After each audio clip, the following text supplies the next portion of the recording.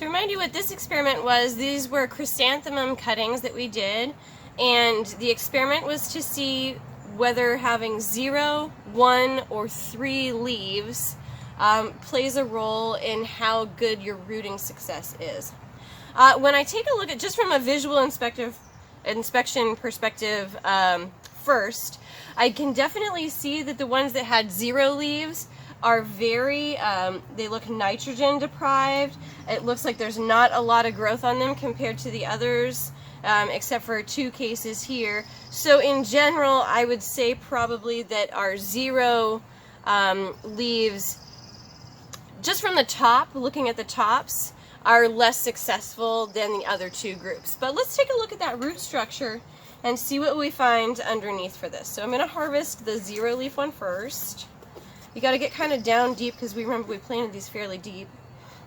Alright, these 2 both have roots, and the tops look fairly nice. So from a propagation perspective, I will probably still keep these 2 to pot up and plant.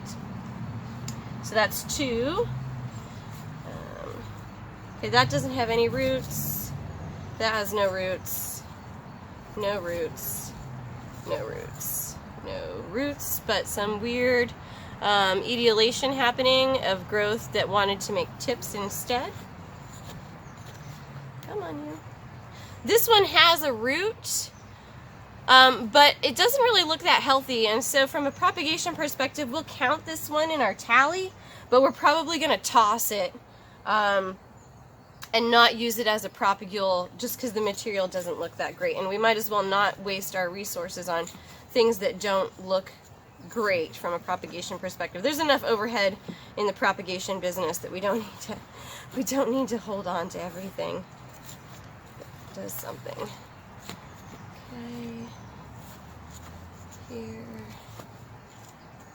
Okay, so for 0 leaves, it looks like we've got, oh, that one has a root here. Count that as a root. We'll count this one as having a root. 1, 2, 3, 4, 5, 6, 7, 8, 9, 10, 11, 12, 13, 14, 15. And perfect. So I have 15 with no roots, 5 with roots, and only 2 that I'm going to save as decent propagules to see how they grow later, and we'll just plant them out. So that is our 0 leaf tally. Now we're going to go with the plants that had 1 leaf on them, and visually inspecting them, they're almost indistinguishable from the ones with the 3 leaves, but let's take a look at that root structure and see if we have any differences. Judging by the tops, I think we probably have good rooting on most of these.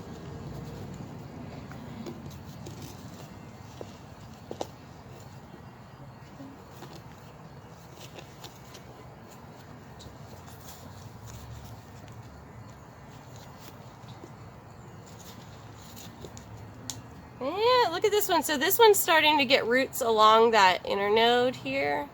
This is kind of more like a half-hardy perennial shrub in a lot of cases. So we'll count it as rooting, but again, if we're limiting our propagules to just the best of the best, we'll probably end up tossing this one just because it isn't as well rooted as the others. The others are coming up with this big clump of beautiful soil here.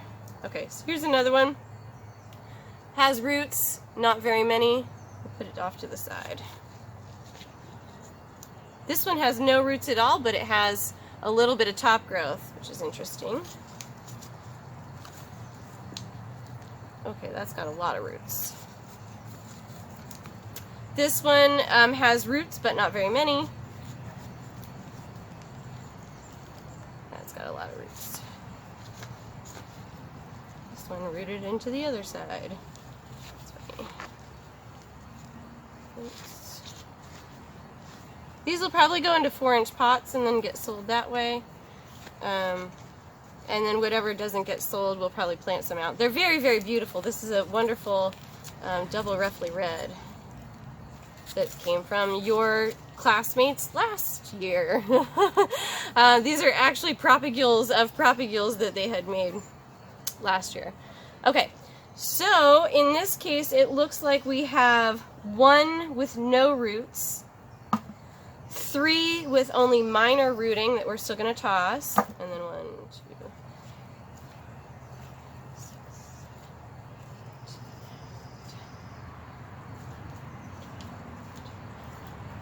10, and then 16 that have solid roots that'll get potted up for sale. Now, you may be wondering, Rachel, why didn't you just do the math on that? Because we knew that we propagated 20 plants. Why can't we just toss the ones that we know we're going to toss and then subtract from 20? And the reason why is that sometimes they die up and shrivel off, and you might not notice them if they are dead and shriveled. So we count rather than just subtracting. Okay, lastly, let's harvest the plants that had 3 leaves on them, and we'll kind of compare those visually to the plants that had 1 leaf on them. Okay. Some of these are very rooted together even. Hilarious. So we're on 3.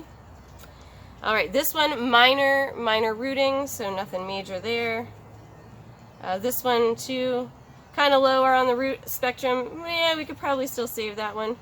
Still kind of low. I'm not really getting the huge clumps. Okay, this one has a nice big clump. Of course, the next one is going to turn me into a liar, right? This one is well rooted. Well rooted. Yeah.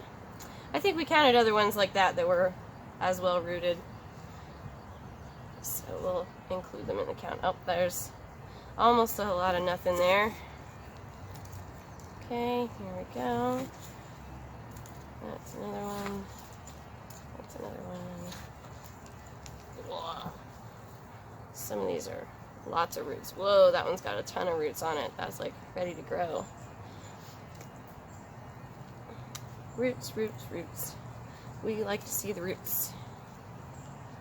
That one's kind of on the lower side, but still not. Okay, look at that. Okay, so from this set, it looks like I have 1. Oh, no, that has roots too. Okay, everything has roots. These 3 are not that well rooted, so we'll toss them, and then we'll go with 1, 2, 3, 4, 5, 6, 7, 8, 9, 10, 11, 12, 13, 14, 15, 16, and 17. So we have 17. Oh, wait, this one needs to go in the other pile. Okay, we have 16 well-rooted and 4 that are not well-rooted for our size 3 class.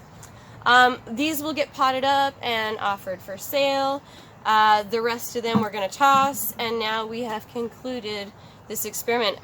We'll run the statistics to see if there really is any difference between the 1 and 3 leaf treatment. From visual inspection, doesn't really look like there's too much of a significant difference, but we'll run it through the math program and make sure that we verify that.